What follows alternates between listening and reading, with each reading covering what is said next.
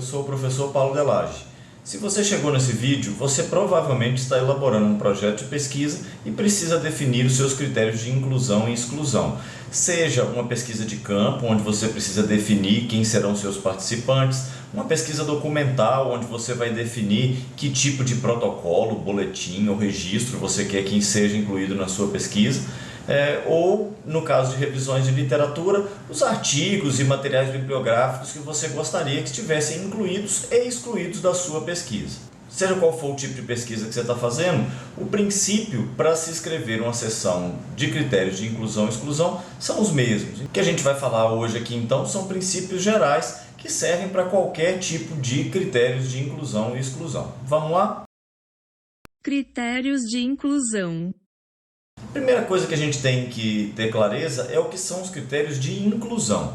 Nos critérios de inclusão, a gente define aquilo que, obviamente, a gente gostaria de incluir na nossa pesquisa.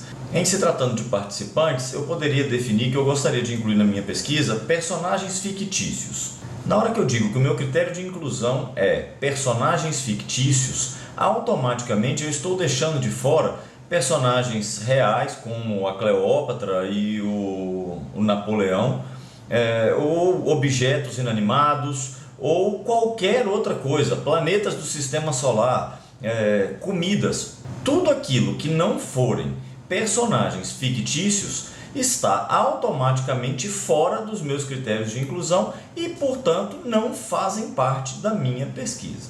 Agora, personagens fictícios é algo muito amplo, muito abrangente. Eu poderia aqui querer restringir isso um pouco mais. Nesse caso, eu poderia definir, por exemplo, que eu queria apenas personagens de videogames. Ou poderia pensar também em personagens de desenhos animados. Ou personagens japoneses.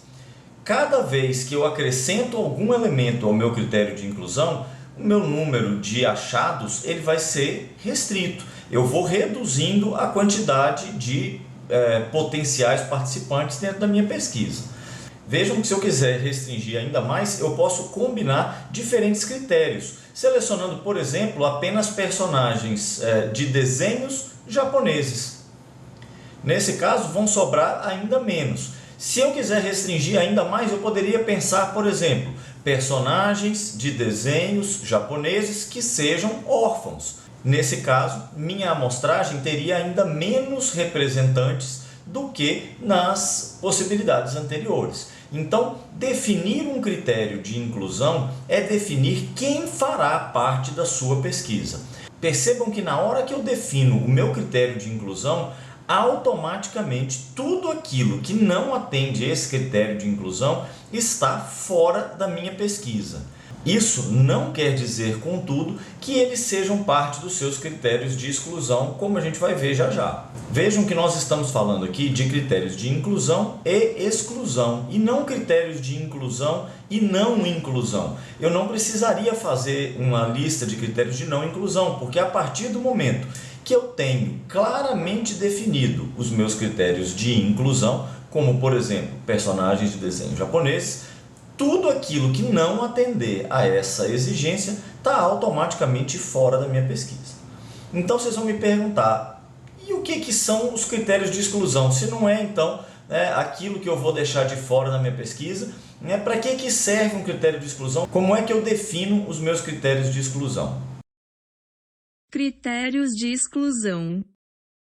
Essa seção é talvez a seção campeã de erro dos projetos que eu corrijo, porque a maioria das pessoas tendem a colocar nos critérios de exclusão a negativa do critério de inclusão, o que não faz o menor sentido, porque se você já deixou claro que você não está incluindo essas pessoas, não haveria necessidade de fazer uma seção de critério de exclusão.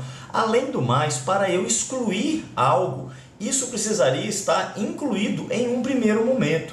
Então, eu defino primeiro os meus critérios de inclusão. Depois disso, eu vou definir, então, quem, atendendo aos meus critérios de exclusão, eu poderia não querer que participe da minha pesquisa. Vou dar um exemplo que vai ficar mais claro isso daqui. Imagine que você queira comer uma salada de frutas. Imagine, então, que o atendente lhe pergunte quais são as 3 frutas que você gostaria que tivessem na sua salada. Você responde, então, banana, maçã e uva, certo?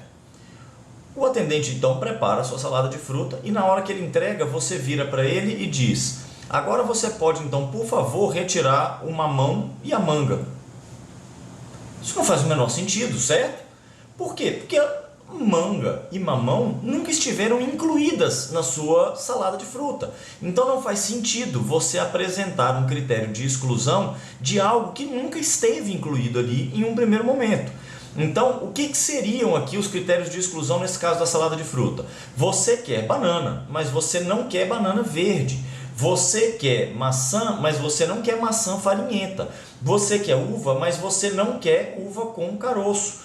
Isso então é definir critérios de exclusão. É aquilo que, atendendo ao seu critério de inclusão, por algum motivo você não quer que apareça na sua pesquisa. Ficou mais claro? Faz sentido para você? Então, na hora que você for escrever a sua pesquisa, se você estiver fazendo, por exemplo, uma pesquisa que envolva entrevistar professores, os seus critérios de inclusão você pode definir, então, professores da rede pública com pelo menos 2 anos de experiência lecionando a disciplina de biologia. Esses são os seus critérios de inclusão.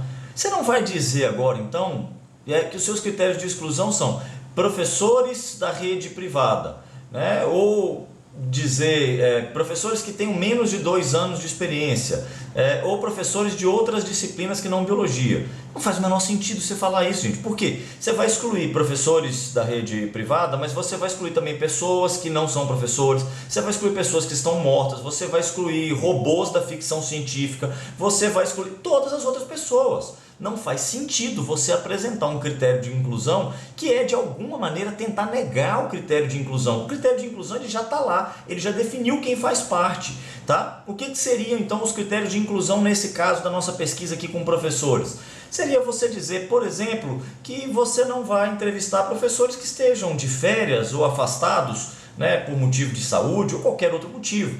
Tá? Por quê, gente? Porque nesse caso aqui, você não vai esperar o professor voltar das férias ou voltar da licença maternidade daqui a 4 meses para poder fazer a entrevista. Então você vai excluir essa pessoa. Veja que essa professora que está de licença premium aqui, né, ela é professora da rede pública, ela ministra disciplina de biologia e ela já tem 30 anos de experiência. Ela atende seus critérios de inclusão. Então ela seria alguém que faria parte dos seus critérios de inclusão. Mas ainda assim ela não vai ser parte dos seus participantes. Por quê? Ela será excluída da sua amostra de participantes.